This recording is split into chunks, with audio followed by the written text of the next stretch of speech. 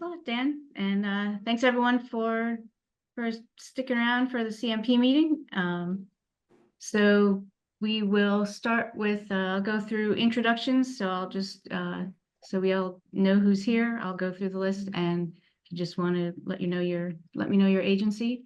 So Eileen Singleton with BMC, Regina. Regina Harris, BMC. Thank you. Let's see, Aileen, are you going to be sticking around?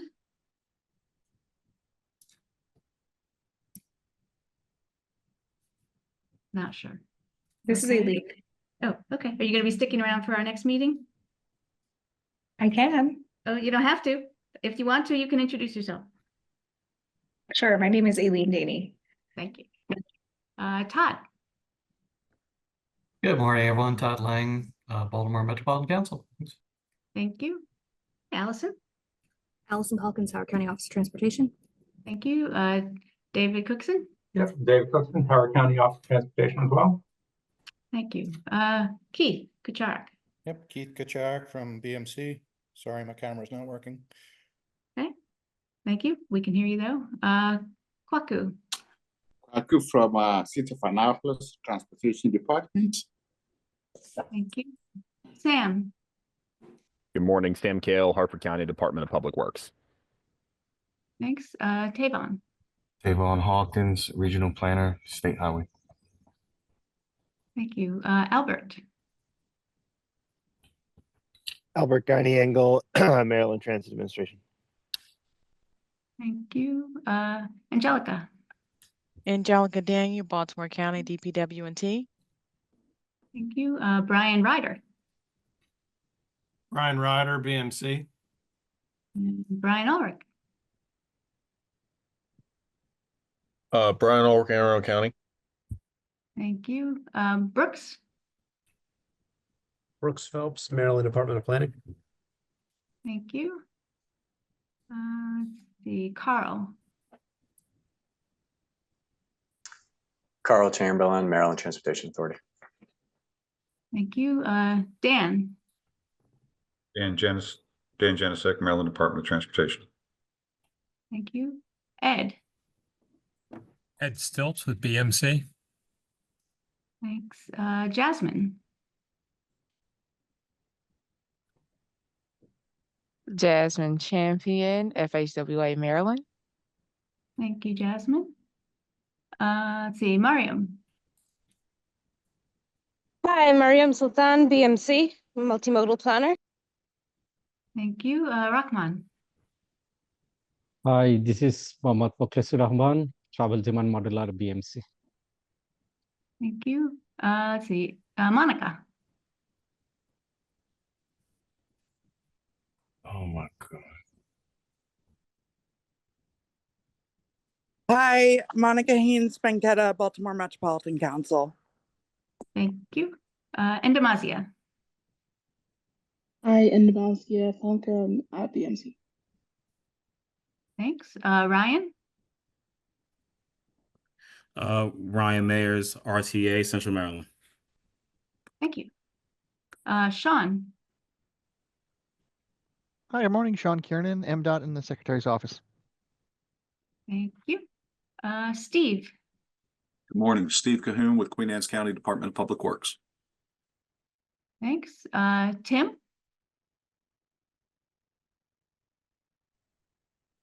Good morning, Tim Briggs, Transit Planner, Baltimore Metropolitan Council. Thank you. Victor. Good morning, Victor Henry, BMC. And Zach. Yes, Zach Kaufman at BMC. Thank you. And I know it takes a little time. There's a lot of people, but some people are moving around to different agencies. So I think it's nice just to kind of hear people's voices and where they're from. So I will share my screen. Actually, I won't share yet. So we need to approve the minutes from the November 6th meeting. So we don't really have a formal membership, but I guess I'll just say can someone make a motion to approve the minutes from the November 6th, 2024 meeting? Could be anyone.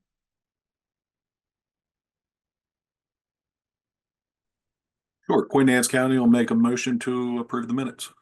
Thank you, Steve. And we need a second. And Howard County can second. Thank you very much. So I guess people can just use your thumbs up. And so if all in favor of approving the minutes, you can go into the React and just put your thumbs up.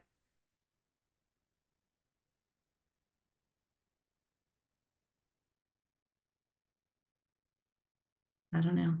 Well, any opposed?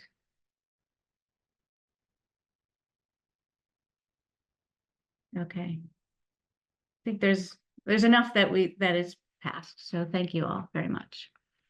So now I'm going to turn it over to Howard County, David Cookson and Allison Calkins. I invited them to talk about the Howard County Transportation Open House, which they've done for a couple years, and it seems like a really cool thing that they do to get input from the public. So I'll go ahead and turn it over to you, and you can share your screen. Thank you. Good morning, everyone. Let me get going on our presentations.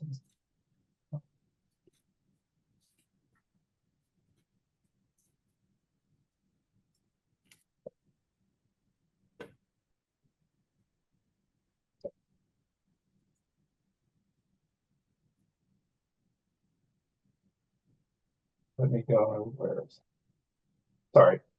There we go. Yeah.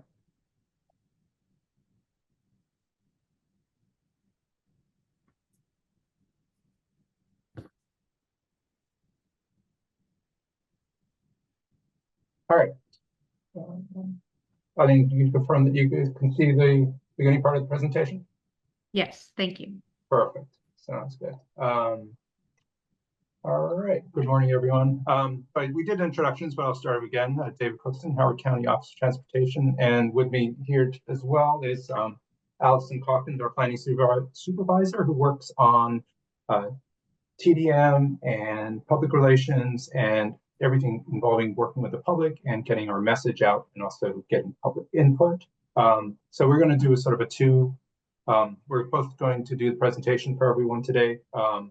I'm going to go in a little bit on the history of where we were on the priority letter. Then Allison's going to step in to look at a little bit on the open house, and then I'll come back and talk about how we sort of take that information and help guide and develop the priority letter based off some of that input that we do get. So it's not a super detailed presentation, but just give everybody sort of an overview of where we are and what we've done in the past. So stepping back a little bit, so previously, and I would say about 10 years ago, how our letter was really developed was really internally focused, and it was kind of really just based on internally staff talking to other staff members in the Department of Public Works, a little bit of interaction with elected officials through the county administration. Not a whole lot of interactions with the public and getting direct feedback. So of course, a lot of that was guided by sort of planning documents. So, I mean, one of the challenges we realized at the time was, what we had in terms of planning documents might have been dated, and also, are they really aligned with the current priorities? And I think, like most places, we have a whole backlog of plans and studies that have sort of just been in queue for many years and might have reflected previous priorities, but sort of traditionally, those things were sort of kept in on our side.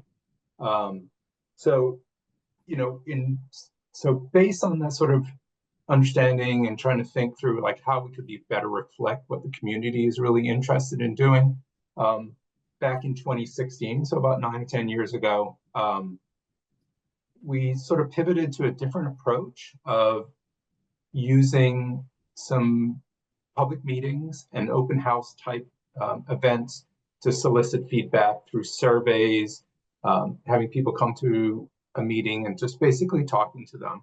And so that was the real instigator. That's how we sort of initiated this back in 2016. And so the first meeting that we actually ended up having was a paired meeting with another project, the Clarksville Streetscape project. And that we ended up generating a lot of public interest across from that, based on one, the interest in that meeting in the first place, but also that the county executive was there to be able to talk about, you know, our transportation priorities at the time. So that's where we were back in leading up to 2016, and then moving on from 2016. I'm going to let Allison jump in and start talking about the open house process and sort of the mechanics of everything that we've been doing over the last years or so.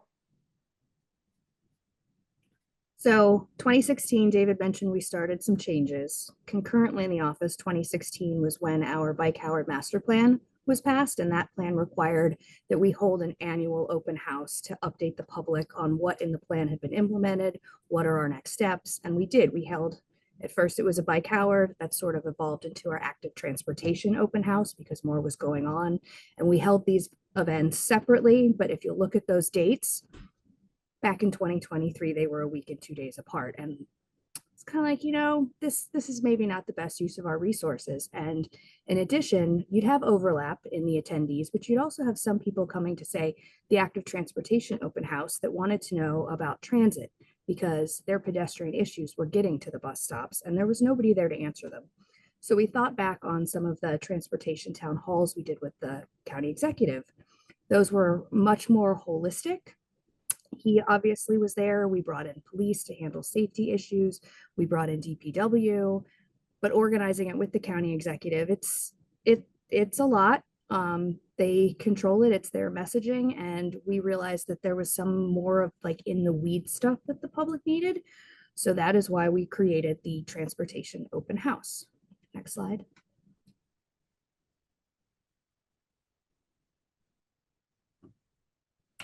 David, can you flip? Next slide, sorry. Yep, thanks. So we created the Transportation Open House. January of 2024 was our inaugural event. We held it in the Gateway building. We thought we were going to have a lot of space, and we filled that room. So many people came. We had so many different stakeholders. Instead of just being the priority letter and active transportation, we made sure transit was there, but we went beyond just our local fixed route and paratransit. Because we're anticipating Flash coming in 2026, we needed to initiate that outreach process. So we not only had people from our office and DPW to talk about the planning, we brought in staff from Montgomery County to talk about how it currently runs. Obviously, RTA was there to talk about their services, help people especially understand the mobility that people were questioning how to handle that. We brought in my TDM program to handle congestion mitigation. We also brought in the state's Commuter Choice Maryland, and the Downtown Columbia Partnership came in to talk about how we partnered on different TDM initiatives. We brought in Bike HOCO, our local bike advocates. We've brought in our Office of Community Sustainability so that they could talk about their EV program and also this year their SALT program. We brought in the school system because we realized people came with so many questions about how can our kids get to school. We had widened the walk zone. They had questions. There were answers. We brought the police back in. We always have a station about our, strategic road safety plan. We just really wanted to take a holistic look at everything the public might question and get everybody in the building at the same time. So no matter what topic they wanted, or even if their question pivoted to a different area, there was going to be somebody there that could answer them. So in addition to hosting it in person, we do it 3 hours. We try to move it around the county to make sure we're not favoring one area. We try to always make sure that there's RTA access. But after the event, we load everything up onto the website. So as you'll see on the picture on the right, here are all of our materials broken down sort of by the program areas that it fell under, how we organize the room, and every board that was in that room that would fall into that, they can look at it. Even if they were at the event, you got a question, you want to go back, here's everything. And we create a feedback survey. And we we put that survey together. The first year it was very, very, very specific, very deep dive. This year we went a little bit more higher level, a lot fewer questions, but we leave that survey up for a month. We publish it in our county executives newsletter. It goes out on social. We send it out in our email blasts, really hoping that whoever wants to give us feedback can give us that feedback. David, next slide.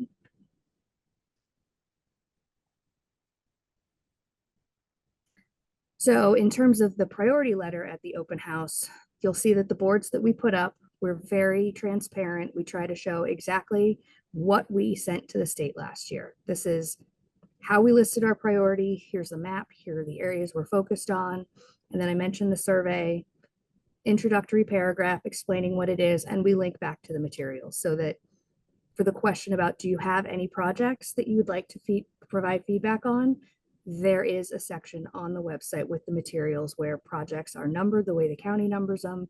They're geographically divided so that people can really take the opportunity to talk about things that are important to them. David, you're up. All right, thank you. So thank you, Allison. So a little bit of background on the mechanics of what we've done, and then so how is this leading to changes in how we're approaching writing this? So one of the goals in this whole process is really to be as open and transparent as possible. So less of that black box situation. So we, at the very least, we're taking as much public input and feedback as possible. And the other thing, of course, that Allison talked about was the survey. So initially, we've done it a couple different ways, one being very specific about a specific project. The other thing we actually ended up doing also is having sort of a preference type survey, going through and trying to talk about what people's sort of general transportation priorities are. Like if they had to really pick and choose different areas that they would want the county and the state to focus on. Are you focusing on safety? Are you focusing on capacity? And trying to let people make choices and let us know about their preferences in terms of where the county should be spending its funding and where the county should be working with the state to direct that funding as well. So of course, it's basically across the three modes that we were really talking about, like PED, transit, and motor vehicle. But then within those modes, where we should prioritize, like let's say access to schools or access to retail areas, or access to employment, those types of areas to help guide our programs and our planning as well. Another big part of that is being much more proactive in reaching out to the various stakeholders in the county and the state, specifically our elected officials. We will go out multiple times and solicit ideas and feedback from them, either on the letter or their concerns in a sort of a more formal process, and saying, council member, where are you concerned about? What are you hearing from your constituents? So we can reflect some of those concerns back into the letter. So a lot of this has actually changed the focus, a little bit of focus in the letter. So traditionally, since it was kind of focused on larger projects, one thing that's really changed based on the feedback that we've been getting from the public is really their primary concern so many times is safety, specifically safety for children walking and cycling in their own neighborhoods, getting to schools. That really seems to be a big issue, which is anecdotally, I think that was something we kind of knew, but the data from the survey really showed that of everyone that we ended up talking to, there's a lot of focus on that in the community. So it gives a lot of weight to shifting programs around to really focus on that. So that's one of the things that sort of led the county, both, also based on our development of our functional plans, to really shift a lot of focus to those areas, and then also shift our emphasis with the state to those types of programs as well.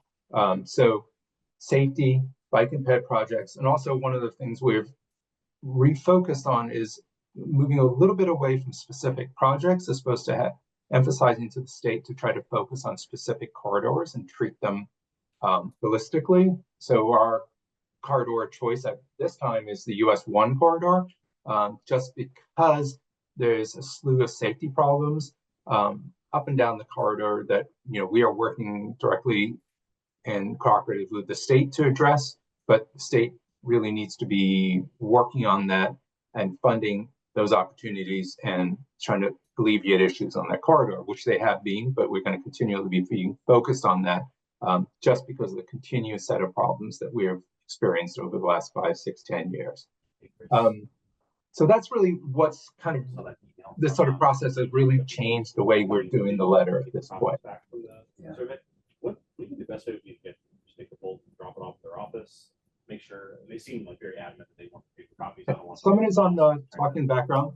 You guys can mute. interdepartmental mail or Okay, sorry. So I will switch to and then moving a little bit away from the priority letter itself. Of course, the Chapter 30 process is something that everybody knows we involve as part of developing the priority letter. Obviously there have been changes coming up this year, but historically we've done like 3 or 4 projects continuously over the last couple of years, just based on the scoring and screening criteria that chapter has in place to do. So MDOT is also obviously changing the process this year, going to a biennial process and using a new prioritization method. And so this year we're actually taking the opportunity to sort of reframe some of the things we're going to be putting in, since it is I think we're viewing it as sort of a pilot and testing stage this year. And we are going to be putting together basically a package of bike and ped projects, because that gets us past the $5 million threshold, but it does add capacity. So that really sort of reflects some of the feedback that we've been getting over the last couple of years to really try to focus ourselves on bike and ped projects and safety projects, but also try to make sure the state is focusing on those as well. So those are the sort of things that we've been working on over the last 5, 6 years, 10 years, basically, leading up to where we are today. So it's obviously continuously changing. This new process that the state is putting in, we're reacting to that, and I think hopefully it turns out well. But I think this year we're going to sort of do this testing stage on our projects, and so and that basically is the update on our priority-led process and the open house process that helps guide us. So I left a little time for questions or comments from anybody.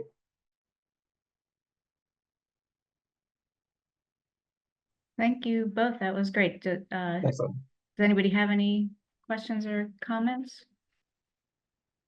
I'd say that BMC also has had tables at the transportation open houses.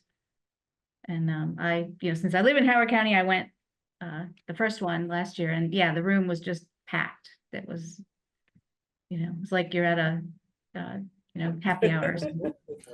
And we went bigger this year and packed that room too. So demand is definitely there. Yeah. Do you track who who attends? Like, are there certain groups, demographics that are represented, or groups that you maybe want to try and get more input from, or how do you feel about? So we do have a sign-in sheet. It is voluntary. So we have noticed some people just sort of like, no, I just want to see it. Definitely we have, repeat visitors, but it has definitely sort of branched out, especially, I don't know, David, if you noticed, but this year there were a lot of new faces. So it was nice that they found that opportunity to provide that feedback. In fact, one of the things in the survey is like, what are we doing well? And they're like, the fact that you're even doing this and allowing us the opportunity to learn and ask questions. So it was nice to hear that. Regina, do you have a question? Yeah, and I think this is really interesting information, and I think Monica's on the call. Many times when people comment on the regional TIP or the regional plan, they'll ask, where did these projects come from? And we keep saying, you need to participate in local planning. And this is something, if any of the other jurisdictions do any version of this, I would love to know so that when people ask us how they can get involved, we have some information that we can direct them to. You may not call it an open house. It may or may not be the priority letter. But if you do something that you could share with us, I would really appreciate it. Thank you. Thanks, Regina. And that was one of the reasons that I was thinking it would be great to have this presentation, because I mean, I live in Howard County, so I know about this, but I hadn't heard that other jurisdictions do something like this, and that's so comprehensive. So I thought it would be helpful for people to kind of hear what you all do if they didn't know. And so one other comment I want to make is like what this actually helps internally amongst all the staff is it forces everybody to get together and talk about all the projects, get everything on paper. So, I mean, we have different departments and different divisions working on all different sorts of things. So this one annual event really forces everyone to come together in one place. So you're really getting a really good idea and good understanding of what's happening across the county, even on a staff level. So it's both helps the public and the staff, get a good understanding of what's happening. I mean, so many times we are very siloed in our own departments and divisions. So this is, a great opportunity that's not as formal as a meeting between staff, but it's everybody's providing information. So there's a lot of opportunities for interaction between different departments and divisions, even at the meeting, and everybody's learning new things as well. So it accomplishes multiple goals around that as well. Just one final thought I had, and then I don't know if there's any other questions, but one way maybe to advertise is, I don't know if you have sent the message out like through the school system, every school has their e-newsletters, and that, I don't know how many that might overwhelm you, but that might be a good way to get those folks if you haven't. I will say we try. It's not always the easiest to get through that bureaucracy, but we try. Yeah. Okay. Well, thank you again, both of you, and I'll have the presentation. I'll send it out to everyone, so they'll have it, and if they have questions, they can follow up with you. So thank you. All right, thanks everyone. Thank you. So I will, let's see. So David, if you want to, you can stop sharing, and I will share my screen. Let's see, is it showing the presentation? No. Let me try. Yeah. Right, okay.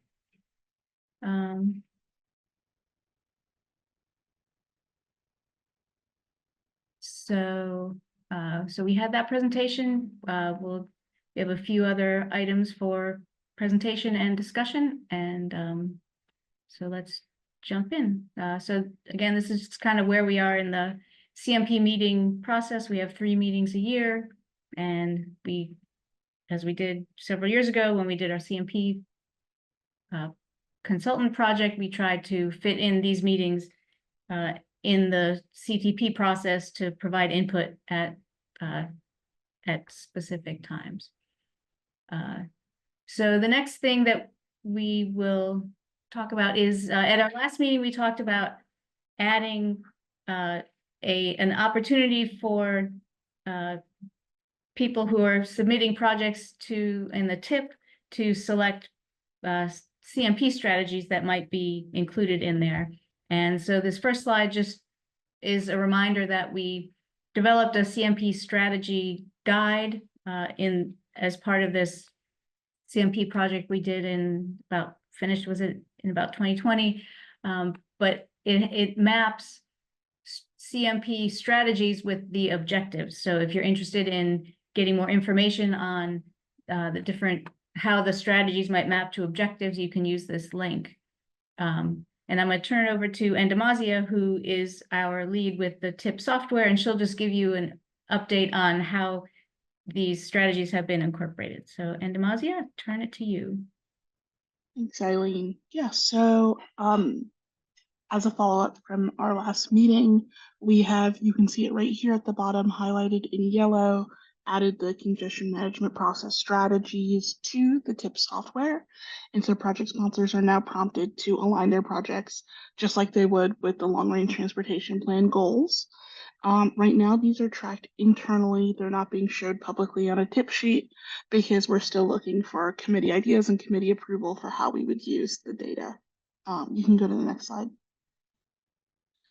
So this is a preliminary count of the 2026-2029 projects so far. We are very early in the process, but as of right now, there are 191 projects submitted to the TIP. That number can change.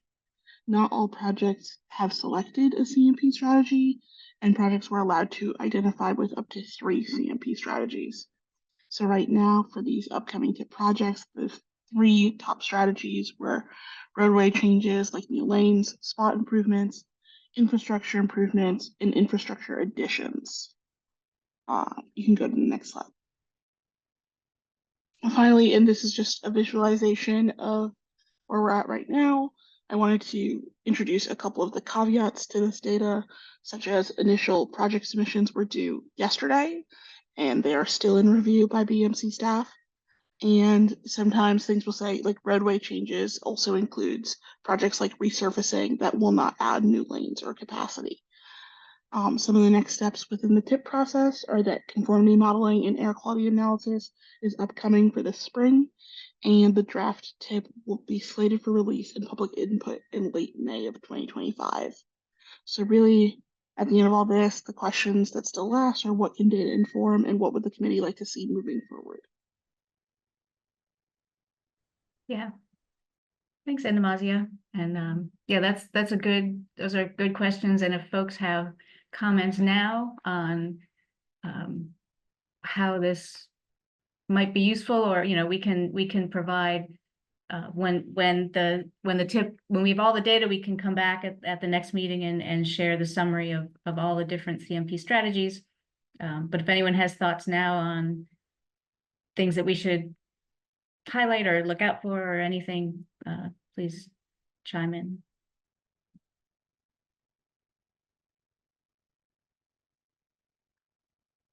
Okay, well, it might be too early, and that's fine, but we'll do this for this round and see if it's useful, and if it seems like it's helpful for people, we can keep doing it. And if the consensus afterwards is like, nah, it doesn't really help, then we don't have to keep doing it. Okay, great. Well, thanks, Endemazia. And if anyone has any other follow-up, feel free to contact me or Endemazia, or I can forward anything to Endemazia.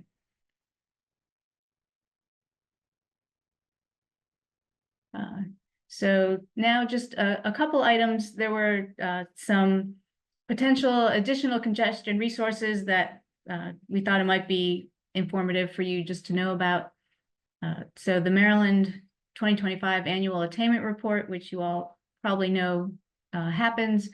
And we also, as part of our consultant CMP project, we did some CMP performance measures. So on the right side of the screen just has those summary of performance measures.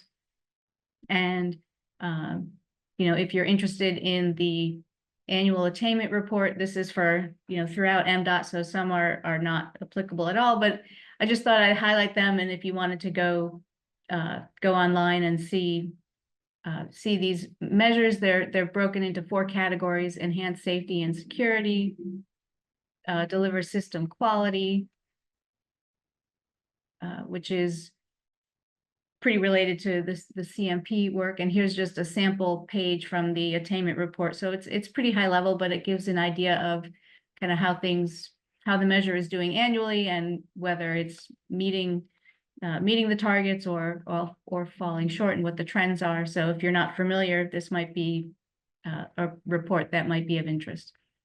Serve communities and support the economy measures, and then promote environmental stewardship. So just just something that you might be interested in as you're moving forward and thinking about priority letters and projects. Another source of potential data is the ATRI. I should remember what that stands for, and I don't, but they do trucking and freight movement research. And so they do a national truck bottleneck report every year, and they list the top 100 bottlenecks. And so in our region, we have 4 of the top 100 bottlenecks, and they've all gotten worse from last year. Likely, a lot of that could be due to the bridge collapse. And this one, there was only one in last year's. This one, and it got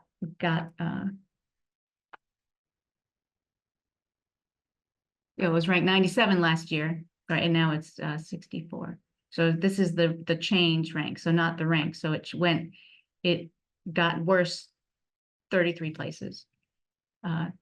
So we thought it might be interesting just to take a look at these 100 worst bottlenecks compared to the top 24 regional bottlenecks overall. This is a table that Ed can prepare from RIDIS. And so you can just take a look and see how our top 20 regional bottlenecks correspond with these top truck bottlenecks from ATRI. And just to note that the ATRI intersections are not as specific geographically as we are with the direction. It seems like it's just kind of big picture, the intersection.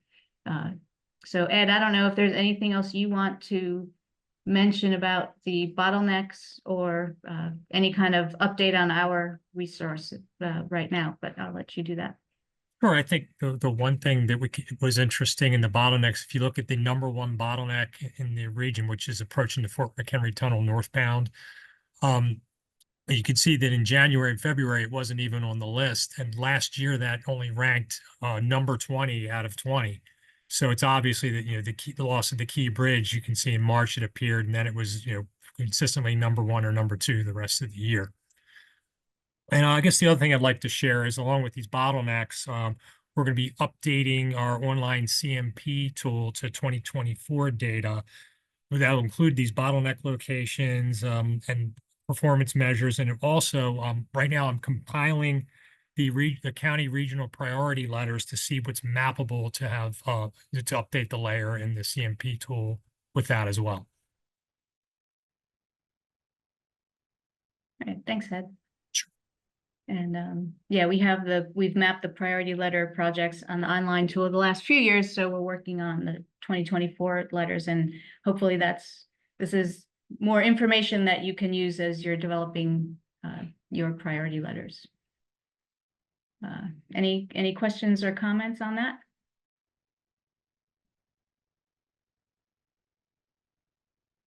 Okay. One last thing. In developing the 2025-2028 TIP, we did some outreach where we asked the public for project ideas, and we have a map of those.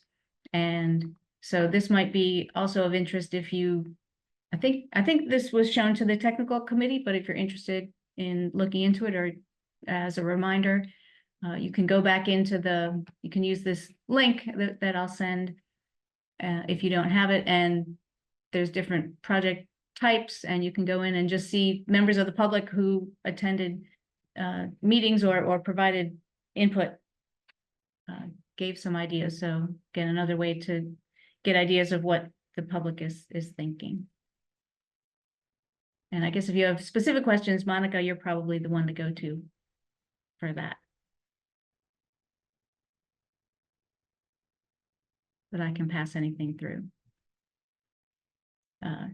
So just kind of an update on some data as things start rolling with priority letters.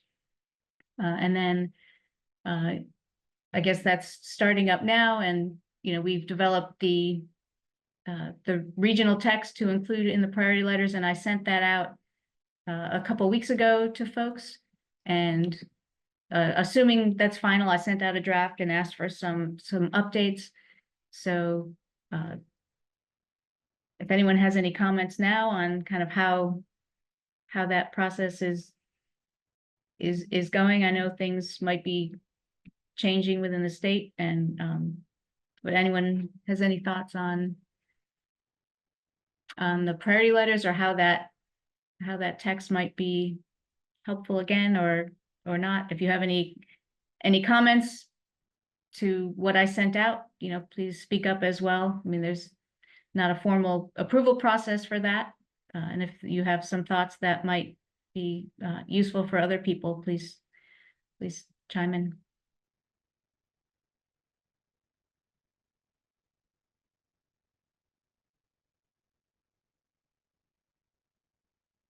Okay. Well, hopefully the information that we're providing helps with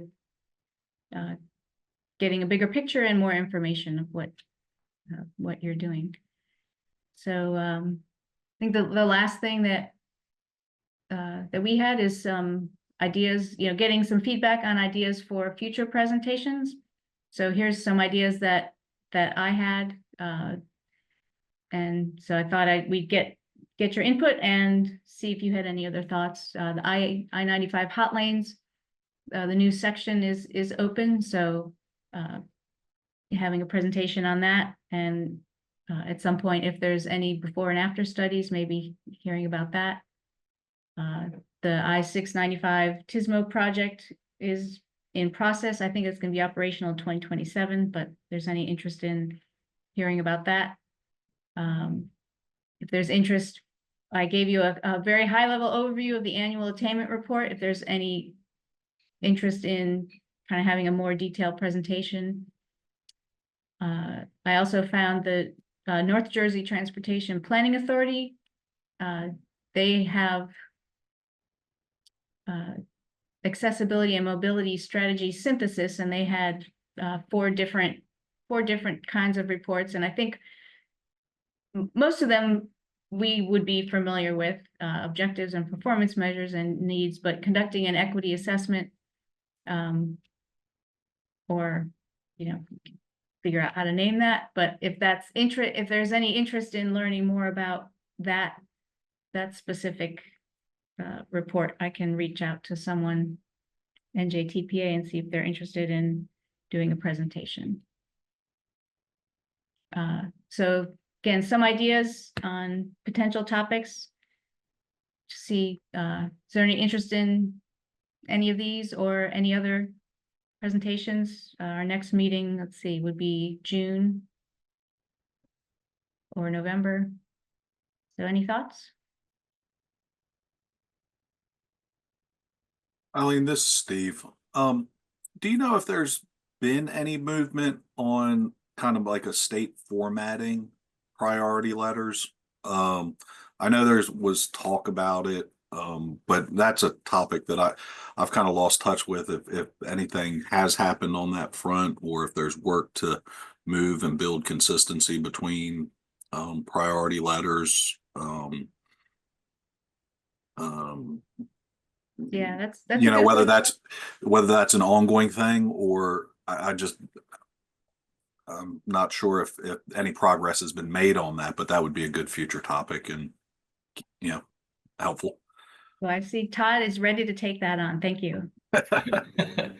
Morning. So this has been a topic for a while. HB 20, which is the MDOT prioritization bill, actually does have specific language on this, saying the department shall consider requests for projects for the D&E program, prioritization and state of good repair. And they're proposing to establish and publish guidelines for making requests, including the form of priority letters. So as that bill goes through the process, I think we'll learn a little bit more, and maybe we can reach out to MDOT just to see their thoughts about what that process of developing these guidelines might look like.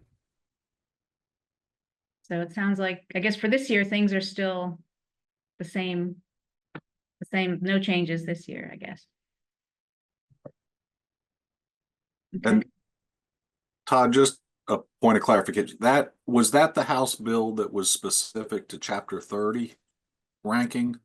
Yes, this is the bill that Jeff Anderson from MDOT did a presentation at the BRTB. Yep. So it's House Bill 20, and I think there is Senate Bill 198 is the corresponding bill. Thank you.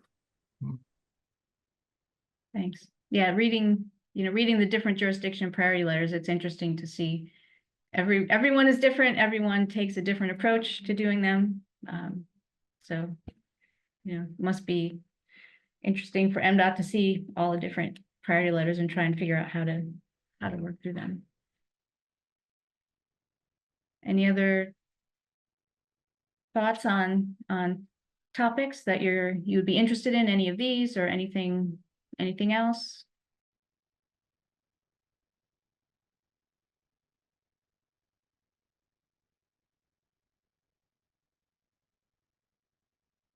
Okay. Well, I'll keep my eyes open, and if you all hear anything, please let me know. Let's see, we have an upcoming UPWP consultant project called Adapting to the New MDOT Prioritization Process, which is related to our discussion. And so if anyone is interested in assisting with preparing the RFP, that would be, I guess, local or state folks, and I guess helping with preparing the RFP, and then perhaps helping with reviewing proposals. Let me know or let Regina know on that. That's coming up. I don't know, Regina, are you here? Is there a timeline for that project yet? I have started some work trying to get ready so that an RFP could be ready at the beginning of the fiscal year so we can hit the ground running. Okay. So if anyone's interested in getting involved in that, please contact, like I said, me or directly with Regina. Let's see, new federal priorities. Things are changing. I don't know if anyone has any thoughts to share now, but thought I'd put that on there. If there's any, we have a little bit of time if anyone wants to have any kind of discussion or question. I know that AMPO has been following this very closely, and Todd and Regina are plugged into AMPO. So I don't know if there's any questions or comments anyone wants to make about that. We can. One question, if there's any updates on some of the federal grants out there, Safe Streets for All, or any of the other grant programs. Things have kind of gone quiet for a little while they're figuring, I assume while they're trying to figure out what, their actions are at the federal level.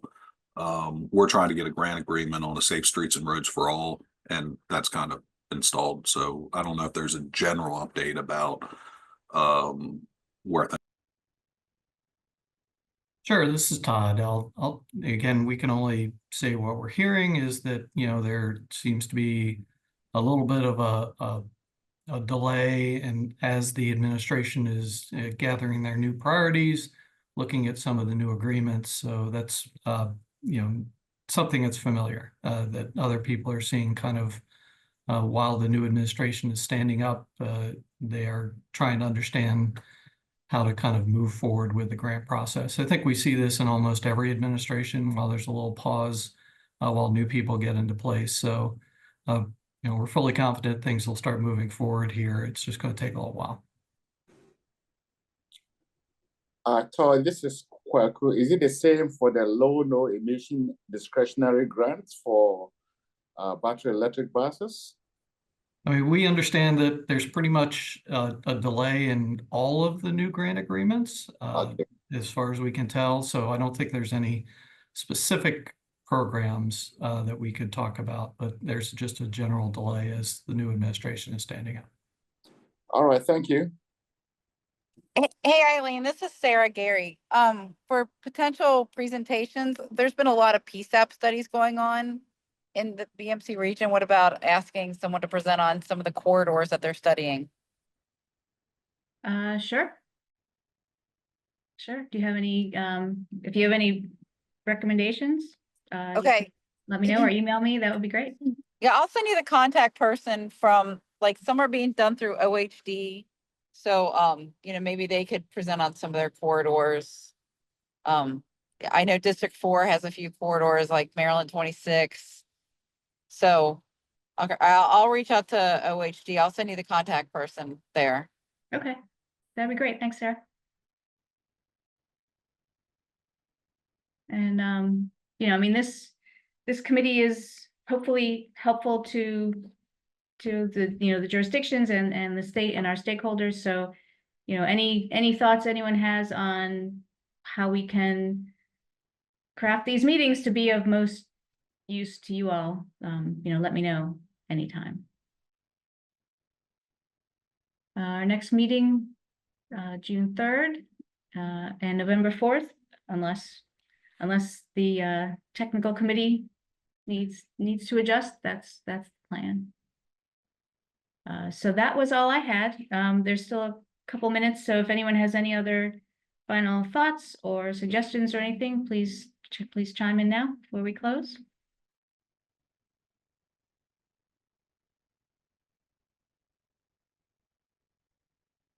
Okay, and David said MDOT is also working on US 1. So if there's, David, if you have a contact for who would be good to talk to about that, let me know. Yeah, it's all done through OHD. So that's, Okay. yep. Right, I But yes, believe that is we have, definitely another big corridor. sorry. I think we have presentations from Howard County and the town of Bel Air that were presented to the Bike Pedestrian Advisory Group. We could probably ask those presenters because they came out of that project. Okay. Okay, great. Well, I think this is good, and we'll give you back 17 minutes of your day. Thanks everyone for joining, and stay safe. Have a good day.